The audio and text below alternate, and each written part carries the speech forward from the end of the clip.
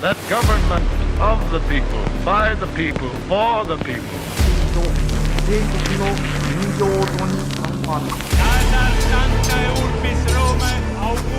Да здравствует мир между народами. Урд минь Монголын уудам хад, хойно минь Монголын хүчрхэг их мордчлог байваа. Дөрвөн ойрдын нэг хэсэг болох халимаг монголчууд тэртех 16 дугаар зууны дунд үеэс эхлэн ижил мөрний ай сав газарт бол нүүдэлэн очиж суурьшсан байдаг.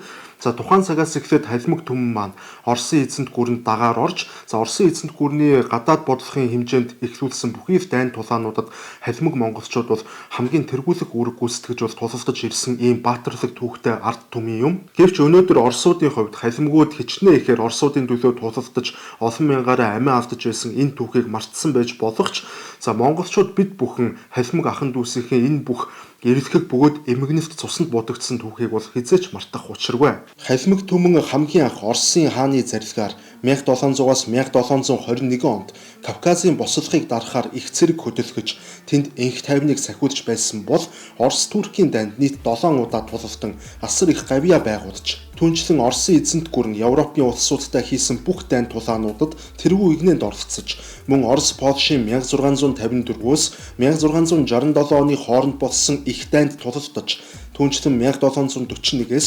1743 онуудад болсон Швед Оросын дайнд оройлон оролцож цаашлаад Орос Персийн хооронд дүрнсэн 7 жилийн дайнд бүн тулалдсан гэх мэтээр халимаг түмний баатарлаг гайхалтай түүхтэй энэ зэрэгцэх түүхтэй ард түмэн өрний ертөнцид бараг ховорхон. Мөн халимаг түмэн маань Москва гавтан шатаасан Францын авдарт Наполеоны айрамтай тулалдаж өвөл хэмээх эрэлхэг жанжны хамтаар ялалт байгуулж Наполеоны сүрч буй айрмыг эвдэн хөлсөөр халимгийн морд цэрэг Парис хотод маршаар алхаж байсан гэх түүх бий. Халимаг угсаатны оролцсон энэ бүх дайн тулаанууд нь халимгууд Оросын эзэнт гүрэнд Оросын төр засагт хичнээн үнэнчээр зүтгэж байсны хамгийн том нотолгоо юм. Гэвч харамсалтай нь цаг цагаараа байдаггүй нь хорвоогийн жам.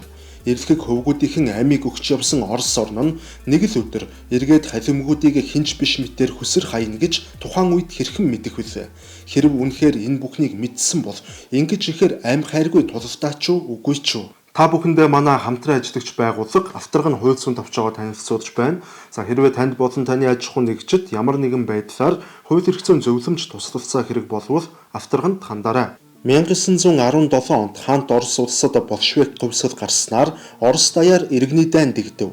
Энэхүү иргэний дайнд халимаг угсаатны нэг хэсэг нь хаант засгийн талыг баримтавч цагаан гвардийн талд тулалдсан бол нөгөө хэсэг нь улаан армийн талд хүчээ өгчээ. Гэвч эцэст нь цагаантны талд тулалдаж байсан халимгууд коммунистуудад хоёр чудаа дараалан томоохон ялагдал хүлээсний дараагаар эргэж босох найдвараа бүр мөсөн автаж цагаан Оросын сүүлчийн халимгууд тухайн үед Югослав, Серб, Болгар, Франц зэрэг улсууд руу дөрвөн гарч зогтсон байна. Гэхдээ ижил мөрний хөвөө нутагт буюу ард үдцсэн халимаг түмэн улаан Оросын дээрэнгүй засаг захиргаандор амьдрахыг үнэхээр хүсэхгүй байлаа.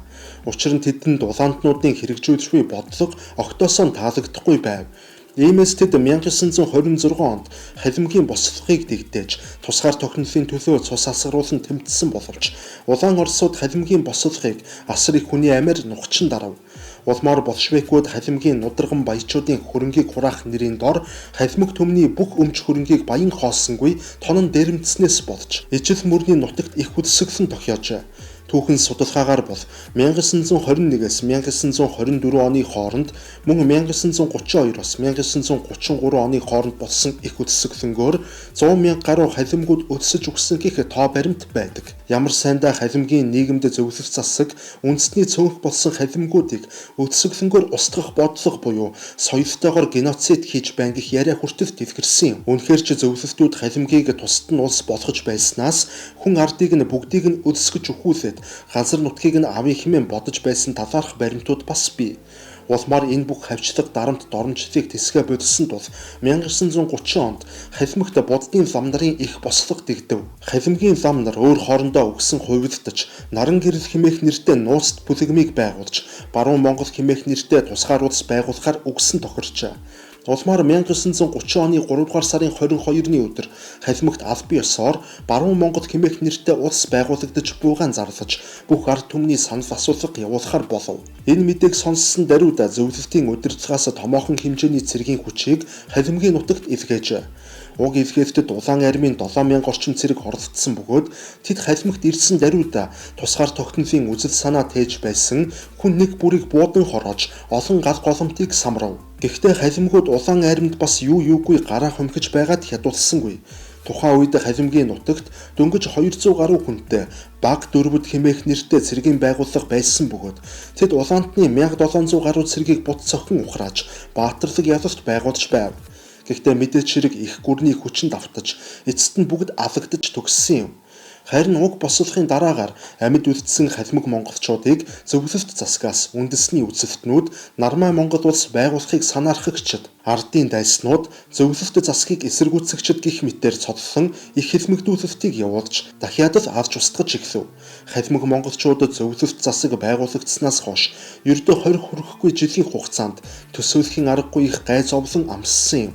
Их үлсгэлэнгөөр асар их хүнээ автаж дараа нь улаан армийнхны эсрэг тулалтан үхэлцгээж эцэст нь амьд үлдсэн цөөн хитэн хэлмэгдэн хавчигдж цааслуулж байв. Ингээд байж байтал 1941 оны 6 дугаар сарын 22-ны өдөр нацист Герман зөвлөлт холбоотуулсан эсрэг гинтийн дайралт хийв. Уг дайнд өнөөх халимаг монголчууд мөн л өөрсдийг нь дарлаж устгаж байсан зөвлөлт засгийн төлөө тулалдахаар бодож нийт 25,000 орчим халимгууд цэрэг татагдж улаан аримд эдсэн тулалдав. Гэтэл 1942 оны 100 гэхэд Вермахтын арим Волга руу давших үед халимгийн бараг дийлэнх нутаг Германы мэдэлд шилжив.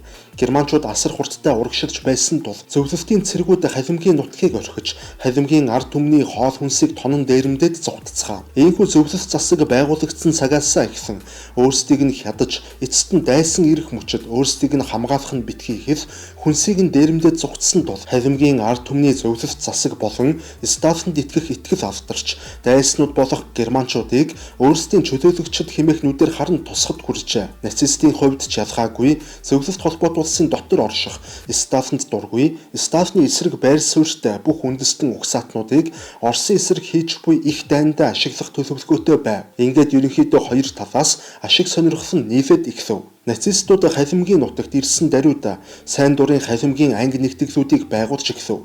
Үүний үр дүнд 5-7 орчим халимаг ирчүүд Вермахтын айрамд элсэж халимгийн морд корпус гэгчийг байгуулжээ. Хэдийгээр германчууд тэдэнд бүрэн итгэдэггүй байсан ч зөвлөлт холбоотуулсан эсрэг ашиглахад яавчгүй шаардлагатай хүчин гэж үзэж байв. Халимгийн морд корпусын хувьд тэд 1944 оноос эхлэн Польшийн нутагт байрлаж зөвлөлтийн партизанууд болон Украины босгочдын армийн эсрэг идэвхтэй тулалдсан байдаг.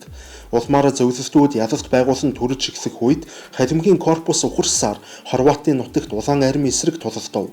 Харин 1945 онд нацист Герман ялагдаж дайн дууссаны дараагаар нацистийн талд тулалдаж байсан халимаг цэргүүдийн дийлэнх нь Австри болон Баруун Герман, Франц, Америк нэгдсэн улс зэрэг улсууд руу дөрвөж үлдсэн хэсэг нь зөвлөлтүүдэд олцлогдсон төгссөн юм. Зөвлөлтийн талд шилжүүлэгдсэн халимгууд бараг бүгд шахуу зөвлөлтийн гарт цааслуулан үхцгээжээ. Тэгэхээр халимгууд 1942 онд Вермахтын айрамтай нэгдсэн бөгөөд 1943 оны намар гэхэд зөвлөлтүүд халимгийн нутгийг улаан армийн хүчээр эргүүлэн авч чадсан байдаг. Гэхдээ Сталин халимгийн олон ирчүүд дайсан болох Вермахтын айрамд элссэн явдлыг маш сайн мэдэж байсан тул Сталин 1943 оны 11-р сарын 27-ны өдөр халимаг угсаатныг бүхэлд нь буюу тэр чигтэн Сибирийн нутагт цөлөх тушаал буулгав.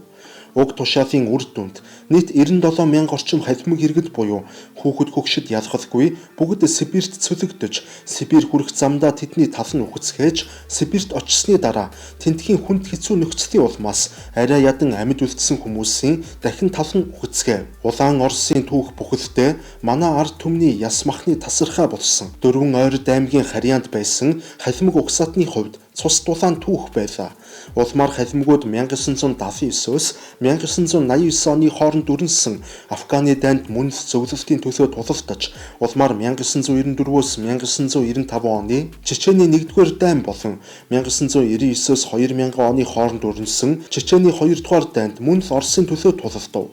Эцэст нь өнөөдөр болж буй Орос-Украины дайнд хүртэл манай халимаг угсаатан Орос орны төлөө Украины нутагт амь хайргүй тулалдсаар байна.